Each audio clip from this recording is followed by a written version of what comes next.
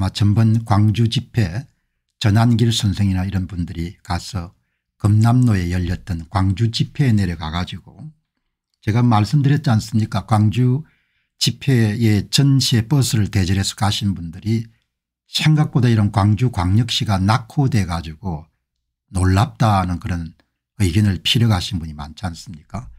저는 이 유튜브 방송을 이렇게 본격적으로 하기 전에는 정말 명강사로서 날렸죠. 그래서 강의를 어마어마하게 많이 다녔습니다.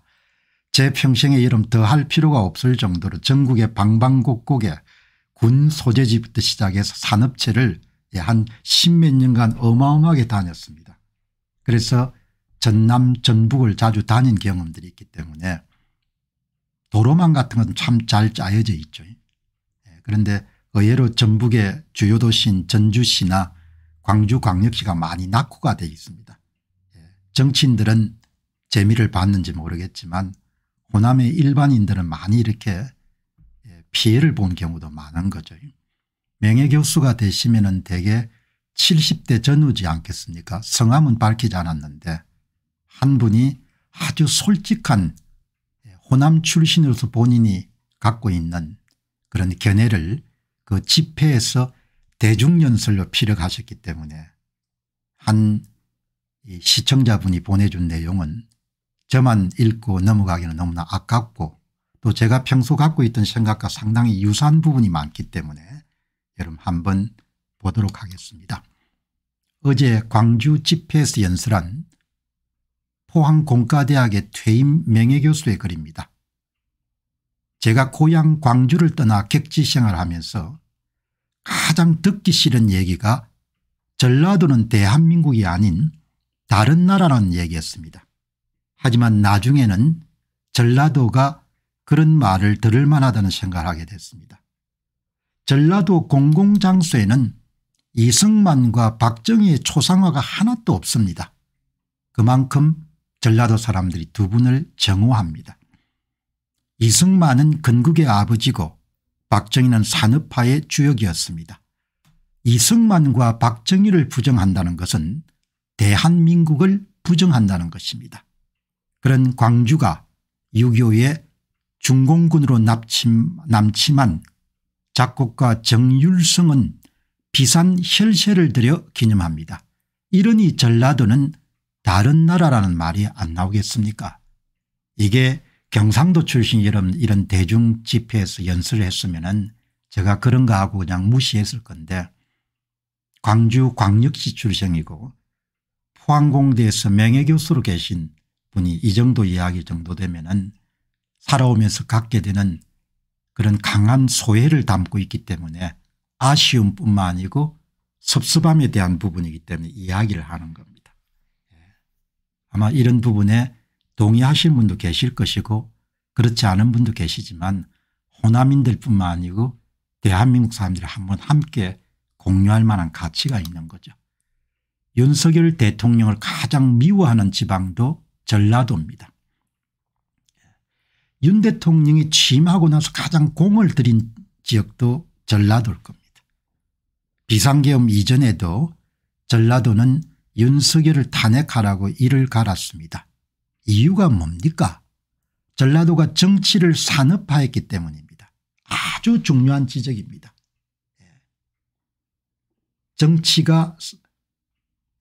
전라도가 정치를 산업화했기 때문입니다. 정치를 통해서 이권을 쟁취하는 그런 종류의 활동에 아주 익숙하다는 겁니다. 그것을 경제학자들은 렌트 시킹 액티비티다 이렇게 부릅니다. 지대 추구 행위. 그러니까 경제활동을 통해서 부를 쟁취하는 것이 아니고 렌트 시킹, 비경제활동을 통해서 부를 쟁취하는, 그러니까 한 사회가 렌트 시킹, 지대 추구 행위가 만연하게 되면 그 사회가 내려앉는 거죠. 오랫동안 여러분들 지대 추구 행위란 것은 경제학에서도 특히 공공경제학 이런 데서 재정학 같은 데 많이 다룬 주제인 겁니다. 권력을 잡아서 대한민국 예산을 끌어오고 기업들 멱살을 잡아서 억지로 투자하게 하려는 것입니다. 그렇게 만든 것이 아시아 문화전당이고 광주행 일자리이고 한전공대이고 영암 F1이고 무안공장공항입니다. 새만금 잼버리도 포함됩니다. 그렇게 끌어온 사업들 지금 모두 돈을 먹는 하마가 됐습니다. 광주와 전라도는 자신들이 피해자라고 약자라고 주장합니다. 이게 전라도의 가장 큰 무기입니다. 하지만 무안공항 참사를 제주항공 사고라고 바꾸치게 하는 것 보시기 바랍니다. 호남에 분리하면 진실도 바꿔버립니다. 5.18을 비판하면 처벌하는 이도 마찬가지입니다. 5.18이 호남의 권력과 돈을 가져다 주는 무기이기 때문입니다. 호남이야말로 지금 대한민국의 절대지존이 절대존엄이 되어버렸습니다. 마음에 안 들면 국민이 뽑은 대통령도 쫓아냅니다. 박근혜나 윤 대통령을 보시기 바랍니다. 뼈아픈 질책인데 광주 광역시 출생의 포항공대 명예교수가 하시는 이야기이기 때문에 젊은 분이 하는 이야기가 아니고 나이 드신 분들이 하는 이야기이기 때문에 한번 귀담아 듣자 이야기죠. 여기서 가장 중요한 여러분들 키워드는 전라도가 정치를 산업화해서 예산을 가져오고 기업들의 맥살을 잡아서 일자리를 만들고 그게 모두 다 국가에 어마어마하게 재정적 부담을 주는 그런 프로젝트가 됐고 그것 중에 온전한 게 없다는 것이 이 명예교수의 말씀인 겁니다. 정치를 산업화한다는 것은 바로 렌트 시킹 지대를 추구해 가지고 여러분들 이익을 쟁취하는 겁니다. 이게 여러분들 굉장히 중요한 메시지인 겁니다. 역시 배우신 분이 되니까 그래도 감정적인 이야기를 제거하고 살아오면서 느낀 것을 그대로 이야기를 하는 겁니다. 대한민국은 세계사의 기적입니다. 이런 기적을 만든 원리가 자유민주주의와 시장경제 그리고 한미일 협력입니다. 하지만 호남의 선택은 늘 반대입니다. 정치인이 자유를 부정하고 시장경제를 강화하고 북한과 중국을 도와줄수록 더 지지합니다. 문재인과 이재명이 다 그런 경우 아닙니까? 제가 이런 얘기를 줄기차게 하니까 전라도에서 저더러 매향노라고 한답니다. 제가 하나 묻고 싶습니다. 전라도와 대한민국 가운데 어디에 충성해야 됩니까? 고향은 애정의 대상이지만 충성의 대상은 대한민국이어야 됩니다. 전라도는 인연을 통해서 만났지만 대한민국은 가치이기 때문입니다. 그 가치는 자유민주주의, 시장과 기업의 자유, 법치와 인권이기 때문입니다. 그 가치를 실현하기 위해 싸운 분들의 피와 땀과 눈물 그리고 기도이기 때문입니다. 굉장히 중요하지 않습니까? 대한민국에 충성하는 사람이 되자. 그게 여러분들 우리가 추구하는 사회지 않습니까? 이런 게 정말 중요한 메시지인 거죠. 여러분 대한민국의 부정선거는 제가 아주 간단하게 여러분 지금까지 정리하지 않습니까? 세 가지의 고부로 이루어진다는 거죠. 하나는 민주당의 반란이고 다른 하나는 선관위의 반란이고 하나는 호남의 반란입니다. 호남인들이 키운 민주당이 전체 인구 가운데 여러분들 전라남북도를 합쳐서 전체 인구 비중이 한 10% 남짓할 겁니다.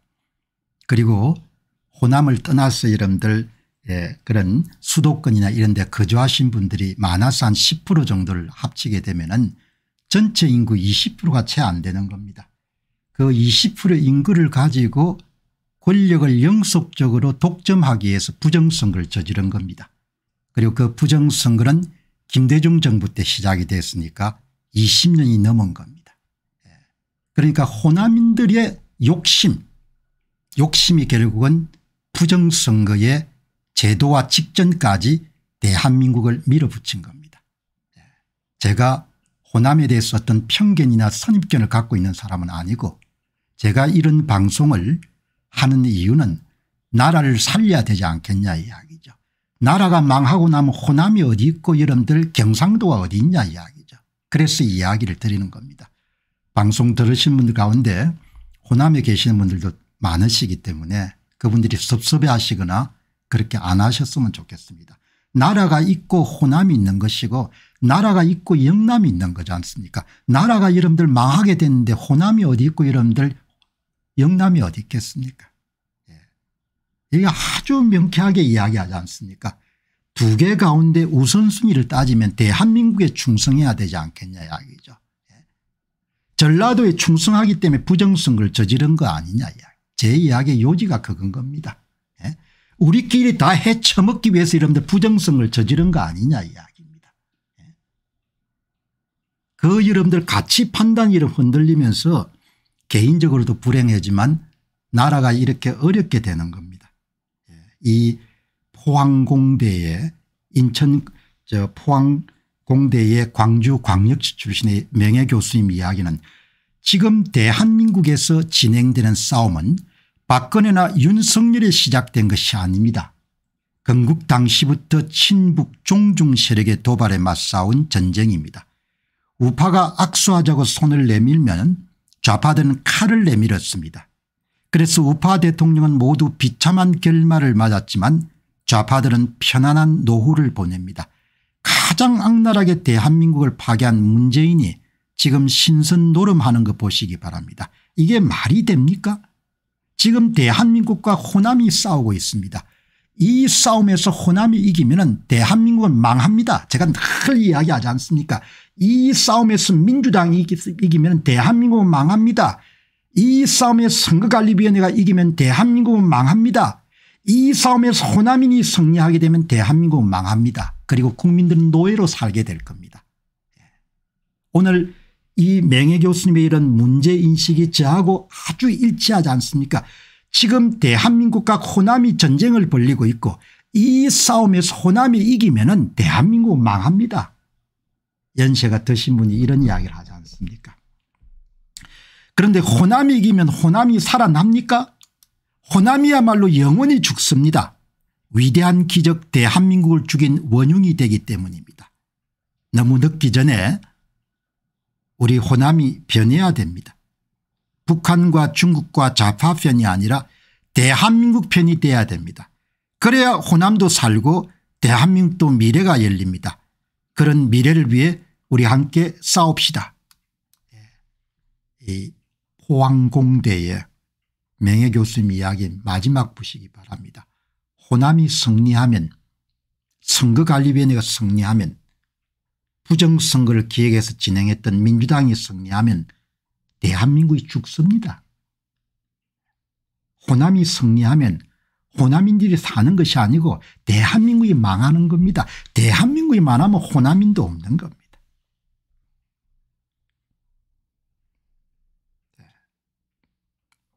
이렇게 여러분들 이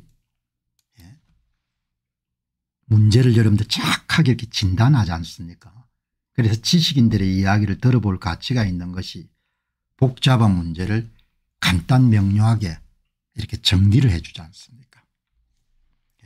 자, 여러분 오늘 이 광주 집회에서 연설한 포항공대 퇴임 명예교수의 말씀은 상황을 이렇게 정확하게 이 싸움에서 호남이 이기면 대한민국은 망한다.